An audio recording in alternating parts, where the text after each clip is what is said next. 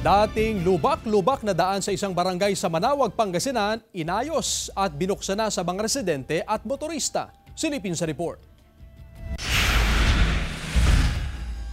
Kung dati ay alalay sa pagmamaneho ang mga motoristang dumadaan sa Zone 2 Barangay Pantal, Manaoag, Pangasinan, ngayon ay komportable na ang mga pasahero sa tricycle at mga residente sa bagong gawang kalsada na may habang 164 meters na pinondohan ng gobyerno ng humigit kumulang 5 million pesos. Nagpapasalamat kami sa kanila kasi matagal na pong hiling ng mga constituent dyan sa Zone 2. Kasi yan po ay daanan ng mga estudyante papuntang school.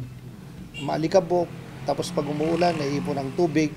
So, ibig sabihin nun, hirap na hirap yung mga bata na pumasok papunta doon. Kaginhawaan naman ang nadarama ni Aling Lilia dahil maputik umano ang kanilang kalsada noon na dekada nilang naging problema. Maliwanag na rin ang kanilang kalsada dahil sa ikinabit ng mga solar street lights. May mga CCTV camera na rin sa lugar. Maginhawa na kami ngayon, sir. Bakit po? Siyempre, maganda na yung daan namin. Sementado na. Hindi na kami nahihirapan na dumadaan. Kasama si Ron Alistair Taniedo, Jarek Pasilyao, 1 North Central Luzon.